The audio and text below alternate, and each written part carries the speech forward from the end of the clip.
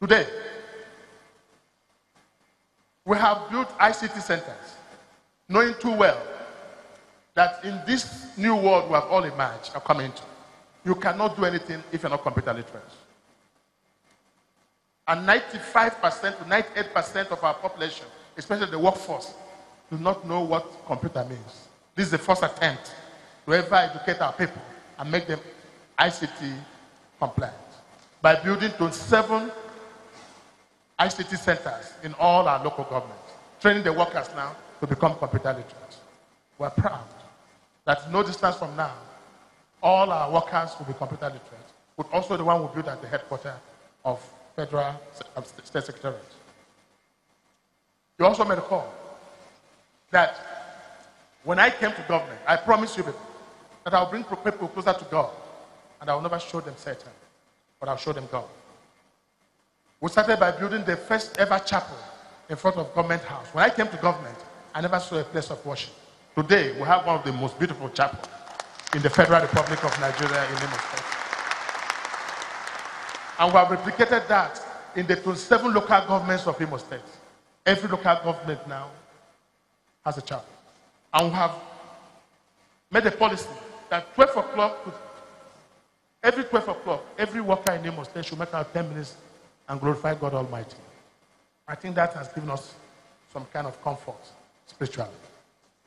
It might be important to announce to you that when I came in the health sector, that we had nothing known as hospital.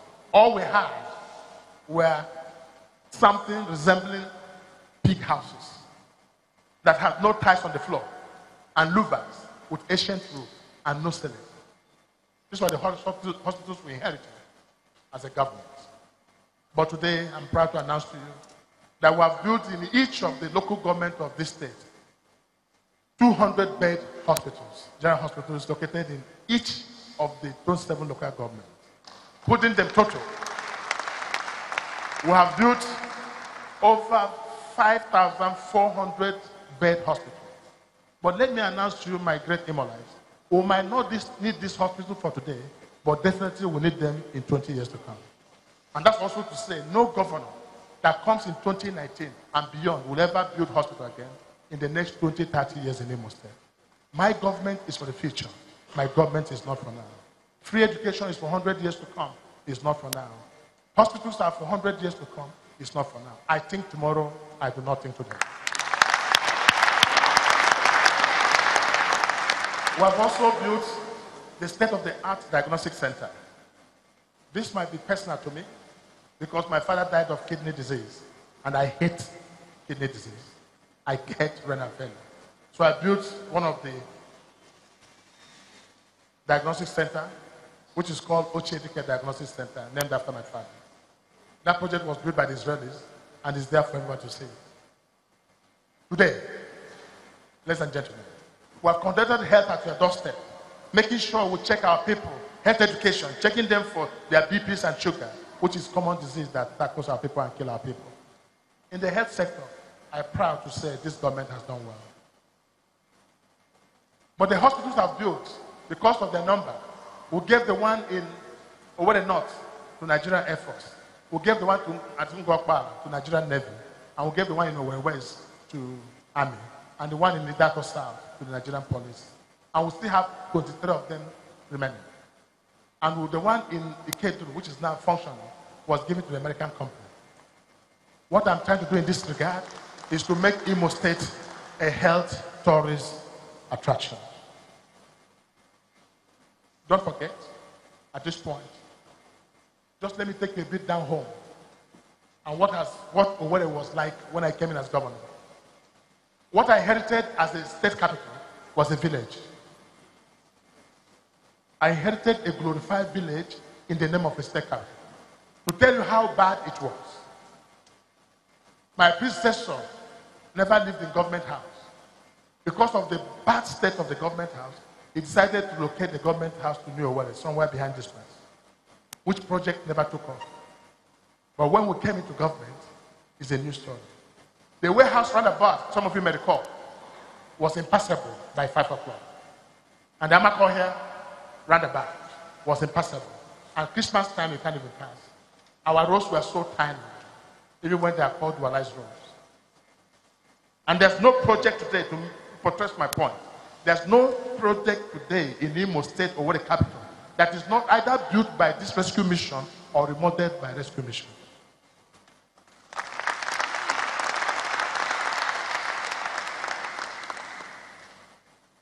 For those of us who are good students of history, in 2011, the biggest hall or conference center we had was Rosie Art Theater that had no ties in it. That's where most of them had all their functions, and Concord Hotel Hall. We had only a hall that has the capacity to take up to 1,000 people at a time. But today, we have built the first international conference center in Imo State. And since we built that conference center, Bar Association, after 18 years, visited Imo State for the first time. The Federal High Court, the magistrates, all associations in Nigeria, none that has not come to Imo State to hold conferences because we now have facilities. Even where you are staying here was an abandoned project by my predecessor. It was never completed. We remodeled this place to make it now attractive for people to use. The weather has changed. The weather of 2011 is different from the weather city that we have today.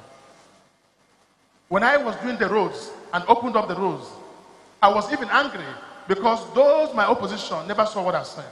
I thought they hated me. Little do I know that they didn't have the vision to see where I was going. When I removed the fences from the roads, to widen the roads from 2 lanes to 8 lanes, people never saw where I was going. And the lowest critics were those who said, can these roads ever be completed? Today I'm proud to present to you a brand new city of Owerri with 8-lane roads, with street lights.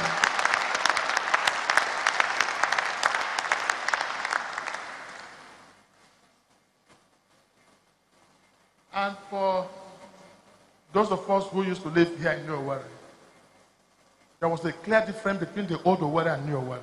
This commission made it possible to join both old Owerri and New Owerri. It used to take people here 45 minutes to 1 hour to come from Owerri here, this part of Owerri, to the government house, a distance of less than 5 kilometers. But today, with the construction of first inland road, second inland road, third inland road, fourth inland road, fifth inland road, Ellen Johnson Road,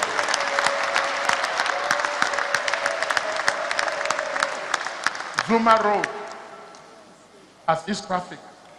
The warehouse roundabout has become a thing of the past. With the flyover at Okigwe Road, now there's Okigwe Road. With the flyover at Amako here, courtesy of this government, there's no more traffic. With the first ever tunnel at the House of Assembly, and second tunnel at State Secretariat, called Aguyi Rossi and Ikemba Tunnel, the first of its kind, we don't have traffic anymore. What has changed, the Owerri city has changed. And we're better for it. Most of you may recall Mbari. Mbari was like a small track road. Mbari now looks beautiful. MCC Road has changed. Ebu Road has become a new road. And going towards Marriott Hotel and crossing from Miracle Road to Port Harcourt Road, these are works of rescue mission. So we're proud to celebrate that this day, that democracy in Imo State have yielded its dividend. One of the things that I might remind all of you, an ongoing project now, is that this rescue mission has built an international cargo airport, 98% completed. This perhaps, in addition to free education, might be one of the greatest legacy this state may operate. Yet I'm not talking about today, I'm talking about 30 years to come. I want to see that day this year, when the first cargo plane will leave from here to China, and leave from here to America, and leave from here to London. Then the story of Imo State will change. Farmers can now send their products and sell their products. Because all the cargo that brings things to Nigeria go back empty. They're looking for people to produce things to fill them up. I'm sure you're all aware that today we have the best traditional institution. We have the best Ezimo Palace, comparable to anywhere in the world. We're just proud of this. And just to mention a few of these projects that we have done within Owerri City. And we'll still continue doing more. The government house has all changed. We have a brand new government house. No more face me and face you with the police station. I'm sure you remember that. And the parks that were littered all over the place. I'm proud to be an Imolite. before we are ashamed to take people around our city.